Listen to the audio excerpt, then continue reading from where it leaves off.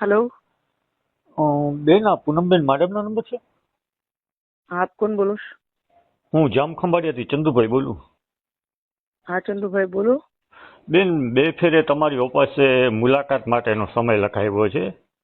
हम्म પછી તમારી ઓફિસે ગૌચર જમીન બાબતે જે દબાણ છે એ બાબતે લેખિતમાં દીધું છે.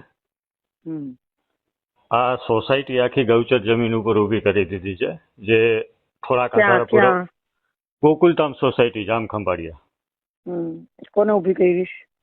છે. વેપારી ને અમુક લોકો બધા એમાં મિલીભગતથી. ત્યારે સરપંચ ને બધાએ હાઈકોર્ટમાં દીધી છે ફરિયાદ આ બાબતે. તે દરમિયાન ઘણા લોકો લડ્યા હતા, જેના આધાર પુરાવા અત્યારે કલેક્ટર સાહેબને મેં થોડાક દીધા છે કે ટ્રસ્ટની જમીન કેવી રીતે ટ્રસ્ટ પાસે આવી એનો કોઈ ઉલ્લેખ જ નથી. આ જમીન અગાઉ અમે ત્યાં નાના મોટા થયા છીએ કે તળાવ હતી, વોકળો હતો કુદરતી, આ બધી પરિસ્થિતિ હતી. એમાં ભરતી ભરી અને એ જમીન જે તે રીતે કોઈ બી ખોટું સાચું કરી અને આખી સોસાયટી ઊભી કરી દીધી છે. ચેતનભાઈ તન્ના, જે હાલમાં મુંબઈ રહે છે. આ બાબતે મેં બધે અહીંયા રજૂઆત કરી છે, કલેક્ટરશ્રીને, મામલતદારશ્રીને, પ્રાંત અધિકારીને, બધેને.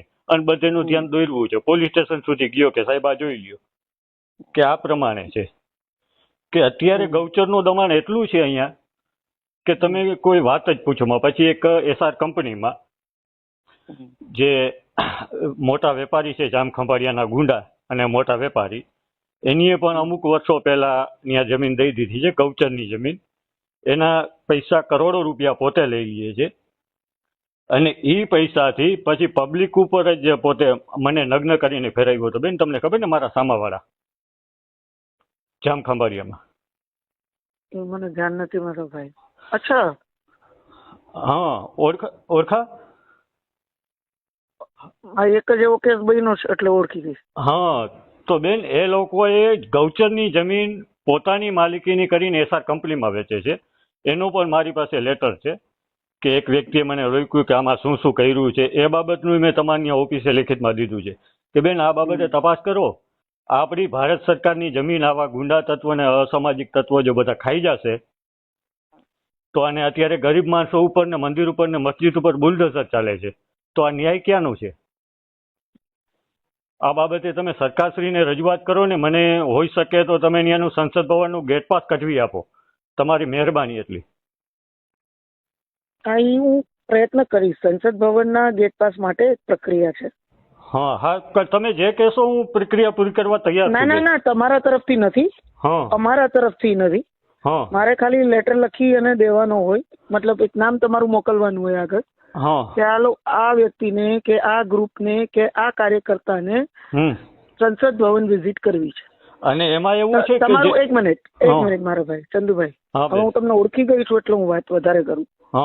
મને ખબર જ છે આપણે બેનો કોલ રેકોર્ડ થાય છે. મને ખબર જ છે કે તમારા સોશિયલ મીડિયા ઉપર તમે આખી રેકોર્ડિંગ મૂકશો એટલે સારું, એ બાને લોકોને ખ્યાલ આવે કે સંસદ ભવનની તમે માત્ર રેકોર્ડિંગ કરીને મૂકવા માટે બધાને ફોન કરો છો. એ વાત હું જાણું છું. નહીં બેન, મારી વાત સાંભળો બેન. વાંધો નહીં, આપણે મને ફોન કર્યો. એક મિનિટ, હવે પેલા મને પૂરું સાંભળી લો પછી તમારે કેવું કે અત્યાર સુધી તમને સાંભળે. હવે તમે મને સાંભળો, કારણ કે હું તમને બરાબર રીતે ઓળખી દઈશ. હા બરાબર. હવે સંસદ ભવનમાં એક પ્રક્રિયા છે જે નવી પણ બહુ સારી અને કડક પ્રક્રિયા છે કે તમે નામ મોકલો, એ પછી એ વ્યક્તિનું આખું 3 કે 4 દિવસની જે વિસ્તારમાંથી વ્યક્તિ આવતા હોય એનું આખું ફીડબેક એનું બધું મંગાવી અને પછી એને અકોર્ડિંગલી પાસ ઇસ્યુ થતા હોય છે. હવે પાસ ઇસ્યુ કરવો કે ના કરવો એ મારા હાથમાં નથી. બરાબર. મારા નહીં, કોઈ પણ સંસદના હાથમાં એવી રીતે નથી. બરાબર. એની એક પ્રક્રિયા છે જે સંસદની પોતાની એક આખી સ્પીકરના નેતૃત્વમાં એ આખી પ્રક્રિયા છે. એ પ્રક્રિયા પછી જ પાસ ઇસ્યુ થતા હોય છે. અને એમાં હું નામ આપું અને બધાને પાસ મળે એવું જરૂરી નથી કે કોઈ પણ અન્ય સાંસદ આપે અને એને પરમિશન મળે એવું જરૂરી નથી. બરાબર. એ મળે ન મળે બીજા નંબરની વાત છે બેન. બરાબર. તમે તો આજે હું તમારી પાસે રજૂઆત કરી શકું ને તમે પ્રયત્ન કરી શકો ને મારો અધિકાર છે. 110% તમે મને રજૂઆત કરી શકો. રજૂઆત કરવાનું કારણ એ છે બેન, નગ્નકાંડ વાળા કેસમાં પોલીસને જે મેં પુરાવા આપ્યા છે, પોલીસે પુરાવાનો એ નાશ કર્યો છે બેન. આ દેશનો ન્યાય, આ દેશનું આ આપણું મને જ્યાં સુધી ખબર છે કોઈ પણ આવો ઇસ્યુ હોય એની આખી લીગલ જે પ્રક્રિયા છે એ લીગલ પ્રક્રિયા થતી જ હોય છે મારા ભાઈ. અને કોઈ પણ લીગલ પ્રક્રિયામાં પછી અમે લોકો ઇન્ટરફિયર ના કરતા હોય. બરાબર. પણ બેન હું તમારી સમક્ષ હું પુરાવા રજૂ કરી દઉં કે બેન આ પુરાવા આમાં લખેલ છે, કોર્ટમાં રજૂ. નહીં બેન, હું તમને એમ નથી કહેતો તમે કોર્ટ છો. હું તમને એમ કહું છું કે બેન તમારી પણ અમુક અમે તમારી પાસે પબ્લિક તમારી પાસે આશા રાખે કે આ જો સિસ્ટમ 110% ચંદુભાઈ મારા ભાઈ 110% તમે પબ્લિક, મારું આખું બધું પરિવાર જ છે, જામનગર જિલ્લો, દ્વારકા જિલ્લો. તમે મને સારી રીતે ઓળખો, હું તમને એટલી બહુ સારી રીતે ઓળખું છું મારા ભાઈ. બરાબર. અને તમે આશા રાખી જ શકો મારી પાસે, તમારો એ અધિકાર જ છે. તો અધિકાર છે તો બેન અમે એ જ કહીએ છીએ કે અમને ન્યાય તમે અપાવી ન શકતા તો ખાલી ગેટ પાસ નો કરાવી દો કે આમાં પોલીસે પુરાવાનો નાશ કર્યો છે જે મારી પાસે મેં તમને કીધું એ પ્રક્રિયા આખી સમજાવી દીધી. તમે એક મિનિટ એટલું ઊંચા અવાજે બૂમાબૂમી કરીને વાત નહીં કરો, આરામથી વાત કરો. આરામથી નીચે નોર્મલ અવાજથી જે હું તમારી યાર વાત કરું ને એવી જ રીતે વાત કરો મારા ભાઈ. બેન હું આરામથી જ વાત કરું છું બેન. એક જ જિલ્લાના વતનીઓ છીએ. અને મામા ભાણેજી છીએ. મામા ભાણેજી છીએ, માસી ભાણેજી છીએ. એટલે એ રીતે જ વાત કર મારા ભાઈ. એ રીતે જ વાત કરીએ છીએ બેન. એક અમારો હું તમારી પાસે આશા રાખી શકું ને કે મારે ન્યાય બાબતે બધે મેં રજૂઆત કરી લીધી છે. ધીમે આટલું ઊંચું બોલશો મને એમને નોર્મલ સંભળાય છે, નોર્મલ ટોનમાં. ઓકે બેન કે મેં ડીજીપી સાહેબ સુધી, ગુજરાત સરકાર સુધી બધે આ બાબતે રજૂઆત કરી લીધી છે કે આ કેસને આખો ક્યાં હતો ને ક્યાં ફેરવી નાખ્યો બેન. આ કેસ હતો મૂળ ક્રિકેટ સબજ્યુડિસ. મેં કીધું એમ લીગલ મેટર છે, સબજ્યુડિસ મેટર છે. હું કોઈ કોર્ટ નથી, હું કોઈ જજ નથી. તમે બરાબર. એટલે મારાથી જે થાય એ જ હું કહી શકું, હું જે ના થાય એ ના કહું.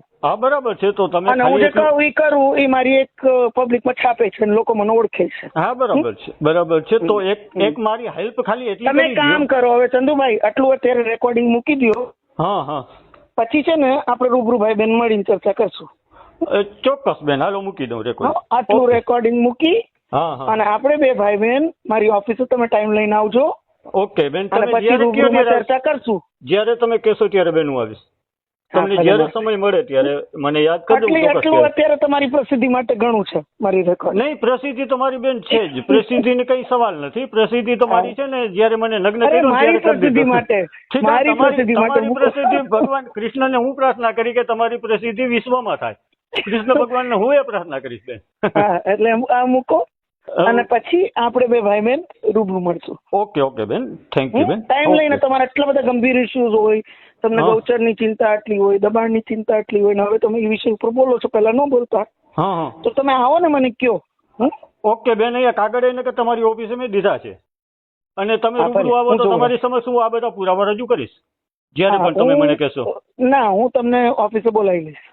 ઓકે બેન, ઓકે. ભલે મારા ભાઈ. જય માતાજી. જય માતાજી.